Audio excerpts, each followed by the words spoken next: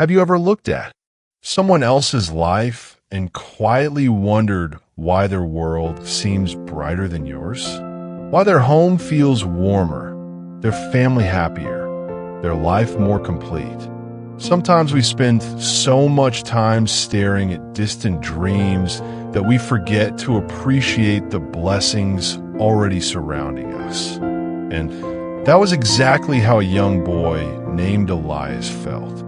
Every morning, he stood on a grassy hill near his home and stared across the valley at a distant cottage glowing with beautiful amber windows beneath the sunrise. To him, it looked magical.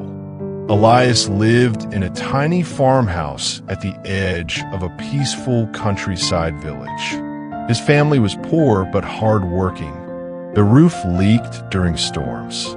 The wooden floors creaked at night, and dinner was often nothing more than soup and bread. His mother spent long evenings sewing old clothes beside candlelight. His father worked endlessly in the fields beneath the hot sun. And although there was love inside that little home, Elias had stopped noticing it. Every morning, the cottage on the distant hill blazed with golden light. Its windows shimmered beneath the sunrise like treasure. From far away, it looked perfect, beautiful, peaceful. Elias believed the people living there must have everything he didn't. A better life, a happier family, a home without struggles. And slowly, he began wishing he belonged there instead.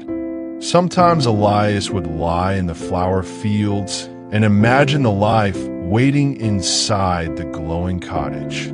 He imagined giant dinners filled with laughter, warm fireplaces, soft beds, beautiful clothes without patches or tears. And every time he imagined that life, his own home felt smaller and duller in comparison. Even while feeding chickens or carrying water buckets across the farm, Elias couldn't stop thinking about the cottage. No matter what he did, his eyes always drifted back toward those glowing amber windows. The more he stared at them, the more he believed happiness existed somewhere far away. One quiet evening, Elias sat at the dinner table with his parents while candlelight flickered softly around the room. His mother served soup. His father smiled gently after another long day of work. But Elias barely noticed any of it, because in his mind, he was already somewhere else, still dreaming of the glowing cottage beyond the hills. Finally, Elias looked at his father and asked softly, "Have you ever seen the cottage with amber windows beyond the eastern hill?" His father chuckled kindly. "Amber windows?" he said. "That sounds more like a dream than a real place." But Elias wasn't smiling, because to him, it wasn't a dream. It was hope. That night, rain tapped gently against the farmhouse roof while moonlight spilled across Elias's room. But he couldn't sleep. He stared at the ceiling, thinking about the glowing cottage. And deep inside his heart, one painful thought kept growing louder. What if my happiness is waiting somewhere else? Before dawn arrived, Elias made his decision. He would go find the cottage himself. Before the village woke up, Elias quietly stepped outside, carrying only bread and water. The world was still wrapped in soft blue mist.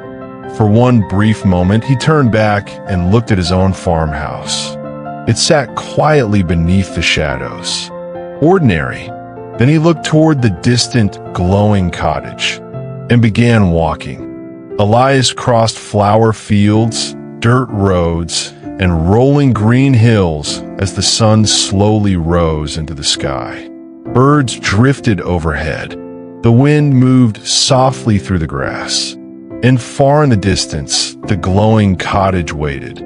No matter how long he walked, it still seemed so far away. But hope kept pushing him forward. He climbed over old wooden fences and crossed muddy paths beneath the warming sunlight. His legs grew tired, His shoes became soaked with dew.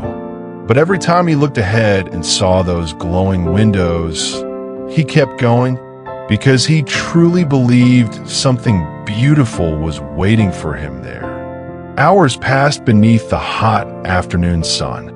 Sweat rolled down Elias's face.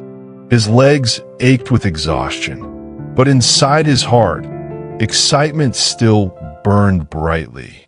If the cottage looks this magical from far away, he thought, then it must be paradise up close.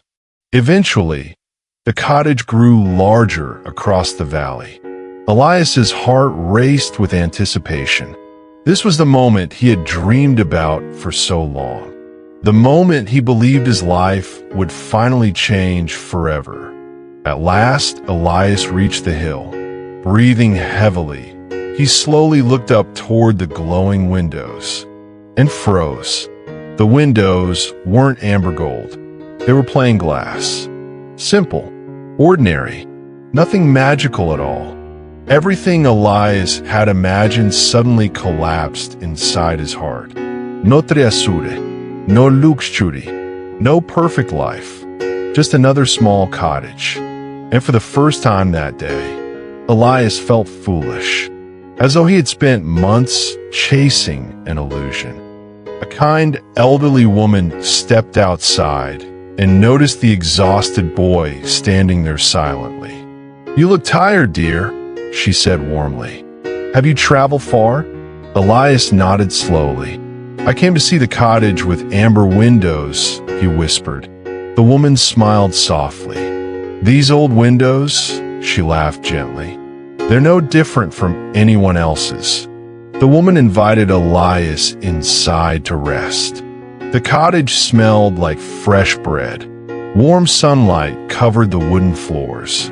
Everything felt peaceful, simple, comforting, and strangely, it reminded Elias of home. As Elias sat quietly inside the cottage, something painful began unfolding inside his heart. Maybe he had spent so much time chasing another life that he forgot to appreciate his own. The warmth, the love, the people waiting for him back home. After resting, Elias thanked the woman and began the long walk home. But this time his steps felt heavier, not because he was tired, but because disappointment filled his chest. Maybe happiness wasn't waiting somewhere else after all. Maybe he had been chasing sunlight and shadows. As Elias reached the top of a grassy hill, something made him stop walking. Slowly, he turned around and looked back toward his village. And there, across the valley, Elias saw his own farmhouse glowing beneath the evening sunset. Its windows burned bright amber gold, exactly like the cottage he had spent months dreaming about. The same magical light, the same beautiful warmth. And suddenly, everything made sense. Tears filled Elias's eyes as he stared at his home from far away. "That's my house," he whispered softly. "The golden windows were mine all along." And in that moment, he realized something life-changing. The distant cottage was never magical. It only looked beautiful because of the way the sunlight touched it. And now, from a different angle, his own home looked just as beautiful. For the first time in his life, Elias understood how powerful perspective could be. The same home he once saw as ordinary now looked breathtaking, not because the house changed, but because his eyes did. Standing there beneath the sunset, memories flooded Elias's heart. His mother's hugs, his father teaching him how to work the land, family dinners by candlelight, laughter during storms, the warmth of being loved. And suddenly, Elias realized he had been rich all along. As Elias walked home again, everything felt different. The same dirt roads, the same fences, the same hills and flower fields. But now they felt beautiful because they belonged to him. For the first time in a very long time, Elias felt grateful. When Elias finally reached home, his parents rushed toward him with relief in their eyes. His mother hugged him tightly. His father placed a hand gently on his shoulder. And in that moment, Elias realized something no glowing window could ever replace: love. As his mother held him tightly beneath the evening sky, Elias closed his eyes peacefully. He no longer wished for another family, another house, another life, because everything he truly needed had been beside him all along. That night, Elias lay quietly in bed while moonlight shined through the farmhouse windows. The glow was gone now. The windows looked ordinary again. But this time, Elias smiled, because he no longer needed them to shine. He had already seen their true beauty. The truth is, most of us are just like Elias. We compare our lives to other people. We chase distant dreams. We stare at glowing screens, believing happiness belongs somewhere else. And slowly, we stop appreciating the blessings already surrounding us. Sometimes the life you've been praying for is the life you're already living. The people you love, the quiet moments, the ordinary days you barely notice. Those may become the very things you miss the most one day. So tonight, slow down. Look around carefully, because the brightest light in your life may already be shining beside you. You just have to turn around and see it. And maybe that's the greatest lesson of all. So many people spend their entire lives chasing happiness somewhere far away. A bigger house, more money, a different life, a different version of themselves, believing that peace is waiting on the other side of success or somewhere beyond the next hill. But sometimes, the love we're searching for is already sitting at our dinner table. The peace we want is already inside our home. And the blessings we pray for are the very things we've stopped appreciating. Gratitude doesn't mean your life is perfect.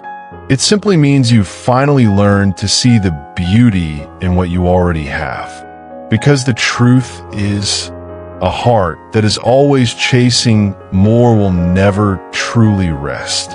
But a heart that learns gratitude finds peace even in ordinary moments. So tonight, take a moment to appreciate the people who love you. Appreciate the small things, the quiet mornings, the simple meals, the roof above your head, the family beside you, the life you've been too busy to notice.